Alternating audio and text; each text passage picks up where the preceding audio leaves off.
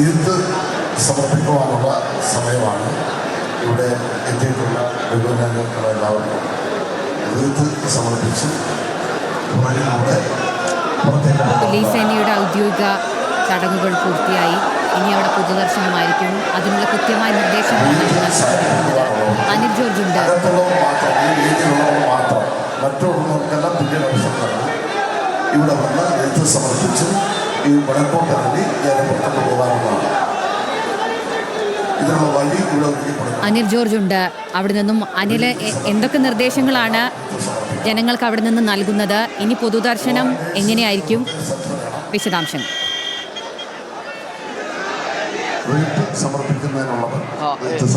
V എസിന്റെ ഭൗതിക ശരീരത്തിൽ അന്തിമോപചാരം അർപ്പിക്കുവാൻ വേണ്ടിയുള്ള ക്രമീകരണങ്ങളാണ് ഇനിയുമുള്ളത്.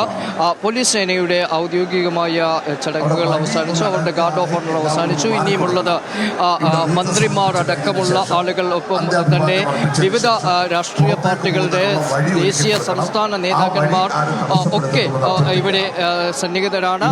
ആ ആളുകളാണ് ആദ്യം അദ്ദേഹത്തിന്റെ ഭൗതിക ശരീരത്തിൽ അന്തിമോപചാരം അർപ്പിക്കുന്നത്. അവിടെ റീത്ത് സമർപ്പിക്കുക, ഒപ്പം തന്നെ പുഷ്പാർച്ചന നടത്തി തുടങ്ങിയ കാര്യങ്ങൾ നടക്കും. അതിനുശേഷം അവർ കിഴക്ക് വശത്തുള്ള വാതിൽ വഴി പുറത്തേക്ക് പോകണം എന്ന നിർദ്ദേശമാണ് നൽകുന്നത്. അതായത് മന്ത്രിമാരൊക്കെ അടക്കമുള്ള ആളുകൾ ആരൊക്കെയാണോ ആദ്യഘട്ടത്തിൽ അന്തിമോപചാരം അർപ്പിക്കുവാൻ വേണ്ടി ഉള്ള VVIP നിലയിലുള്ള ആളുകൾ, അവരെല്ലാവരും ആദ്യഘട്ടത്തിൽ തന്നെ അന്തിമോപചാരം അർപ്പിച്ചതിന് ശേഷം അവർ പുറത്തേക്ക് പോകണം എന്ന ഒരു നിർദ്ദേശമാണ് ഇപ്പോൾ നൽകിയിരിക്കുന്നത്. അതിനനുസരിച്ചുള്ള ക്രമീകരണങ്ങൾ നടക്കുന്നു. തുടർന്ന് ഇവിടെ VS കാണാൻ ഇന്ന് രാവിലെ മുതൽ അതിരാവിലെ 6 മണി മുതൽ ക്യൂവിൽ നിൽക്കുന്ന ആളുകളുണ്ട്. അവരിൽ കുറേയേറെ ആളുകൾ ഇപ്പോൾ ഈ ഹാളിനുള്ളിൽ പ്രവേശിച്ച് ഇരിക്കുന്നുണ്ട്. അവർ കണ്ണൂരിൽ നിന്ന് വന്നവരുണ്ട്, കാസർഗോഡ് നിന്ന് വന്നവരുണ്ട്, അതുപോലെ തന്നെ തിരുവനന്തപുരത്ത് നിന്ന് വന്നവരുണ്ട്. അങ്ങനെ സംസ്ഥാനത്തിൻ്റെ വിവിധ ഭാഗങ്ങളിൽ നിന്ന് വന്നവരുണ്ട്, സംസ്ഥാനത്തിൻ്റെ പുറത്തു നിന്ന് വന്ന ആളുകളുണ്ട്. ഇവരെല്ലാവരും 4 വഴി വീതം ഇവരെ അകത്തേക്ക് പ്രവേശിപ്പിക്കാനും റീത്ത് സമർപ്പിക്കുവാനും അന്തിമോപചാരം അർപ്പിക്കുവാനുമുള്ള ക്രമീകരണമാണ് ഇപ്പോൾ ആദ്യഘട്ടത്തിൽ നടത്തുക. അതിനുശേഷം കൂടുതൽ ആളുകൾ പിന്നെയും അവശേഷിക്കുകയാണെങ്കിൽ മറ്റ് ക്രമീകരണങ്ങൾ നടപ്പാക്കാം എന്ന ഒരു നിർദ്ദേശത്തിലേക്കാണ് ഇപ്പോൾ ഇവിടെ കാര്യങ്ങൾ ക്രമീകരിക്കുന്നത്. പക്ഷേ ഈ നിലയിലും ആളുകൾ തീരില്ല എന്ന കാര്യം ഉറപ്പാണ്. വൻ ജനാവലിയാണ് പുറത്ത് കാത്തു നിൽക്കുന്നത്. ആയിരക്കണക്കിന് ആളുകൾ രാവിലെ തന്നെ ഇവിടെ എത്തിച്ചേർന്നിട്ടുണ്ടായിരുന്നു. അതിലും കൂടുതൽ ആളുകൾ ഇങ്ങോട്ട് ഒഴുകിക്കൊണ്ടിരിക്കുന്ന കാഴ്ച ഇവിടെ നിന്നാൽ പോലും നമുക്ക് കാണാം. ഈ റിക്രിയേഷൻ ഗ്രൗണ്ടിലേക്ക് ഏതാണ്ട് 6 or 7 വഴികളുണ്ട്. ആ വഴികളിലൂടെ ഇങ്ങനെ മനുഷ്യർ കടൽ പോലെ ഒഴുകിക്കൊണ്ടിരിക്കുകയാണ്, നദി പോലെ ഒഴുകിക്കൊണ്ടിരിക്കുകയാണ്. ആളുകൾ വന്നുകൊണ്ടേയിരിക്കുന്നു എന്നതാണ് ഇവിടെ നിന്ന് ഈ അകത്ത് നിന്ന് പോലും നമുക്ക് കാണാൻ കഴിയുന്നത്.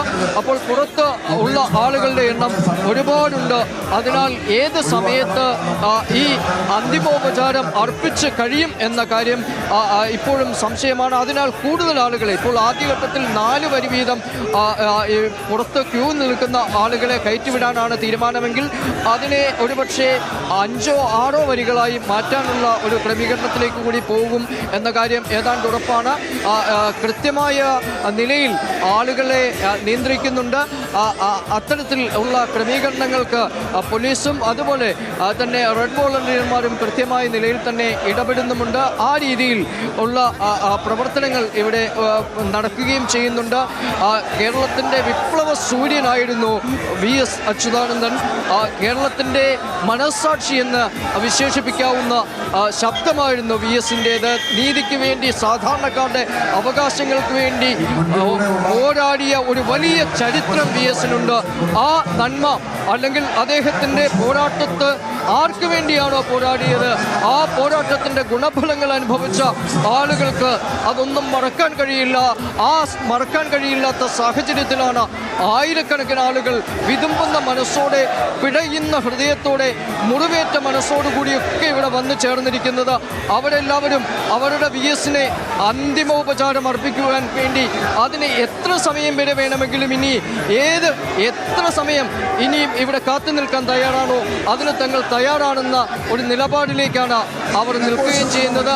അതിനാൽ തന്നെ ഈ അന്തിമോപചാരം അർപ്പിക്കുവാൻ വേണ്ടിയുള്ള ക്രമീകരണങ്ങൾ കുറച്ചുകൂടി വിപുലപ്പെടുത്തേണ്ടി വരും എന്ന കാര്യം ഏതാണ്ട് ഉറപ്പാണ്. ഇപ്പോൾ പ്രധാനപ്പെട്ട നേതാക്കന്മാർ, ഒപ്പം മന്ത്രിമാർ, അതുപോലെ തന്നെ ഭരണ പ്രതിപക്ഷ നിലയിലെ രാഷ്ട്രീയ പാർട്ടികളുടെ നേതാക്കന്മാർ, അവരുടെ സംസ്ഥാന ദേശീയ നേതാക്കന്മാർ തുടങ്ങിയവരൊക്കെ റീത്ത് സമർപ്പിക്കുന്ന സമയമാണിത്. അവർ റീത്ത് സമർപ്പിച്ചിട്ട് കിഴക്ക് വശത്തെ, അതായത് VS-ന്റെ ഭൗതിക ശരീരം ഈ ഹാളിനുള്ളിലേക്ക് പ്രവേശിപ്പിച്ച ആ വാതിലിലൂടെ അവർ പുറത്തേക്ക് പോകും. തുടർന്ന് മറ്റ് വാതിലുകളിൽ ജനലക്ഷങ്ങൾ കാത്തു നിൽക്കുന്നു എന്ന് വേണമെങ്കിൽ നമുക്ക് വിശേഷിപ്പിക്കാം. അത്രത്തോളം ജനക്കൂട്ടം ഇതിനുള്ളിലേക്ക് കടക്കുവാൻ വേണ്ടി അവിടെ നിൽക്കുന്നു. ആ ആളുകൾക്ക് VS-നെ കണ്ട് അന്തിമോപചാരം അർപ്പിച്ചിട്ട് പോകുവാനുള്ള ക്രമീകരണങ്ങളാണ് ഇനിയും അവർ ഒരുക്കിക്കൊണ്ടിരിക്കുകയും ചെയ്യുന്നത്.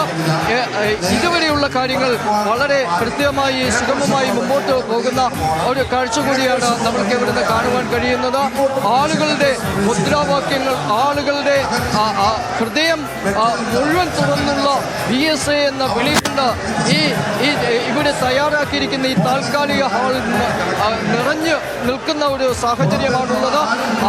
വിപ്ലവ സൂര്യന് ഒപ്പം തന്നെ കേരളത്തിൻ്റെ മനസാക്ഷിക്ക് അന്തിമോപചാരം അർപ്പിക്കുകയാണ് ആളുകൾ. തൊട്ടപ്പുറത്തെ അറബിക്കടലിലെ തിരമാലകളാഞ്ഞടിക്കുന്നതിനേക്കാൾ ഉച്ചയിൽ ഒരുപാട് ശബ്ദത്തിൽ ആളുകൾ തങ്ങളുടെ പ്രിയപ്പെട്ട VS-ന് അന്തിമോപചാരം അർപ്പിക്കുന്നു. കണ്ണേ കരളേ VSA എന്ന മുദ്രാവാക്യം ഹൃദയം തുറന്ന് വിളിക്കാൻ കിട്ടിയ ഒരു സമയമെന്നാണ് അവർ അതിനെ തന്നെയാണ് ഇപ്പോൾ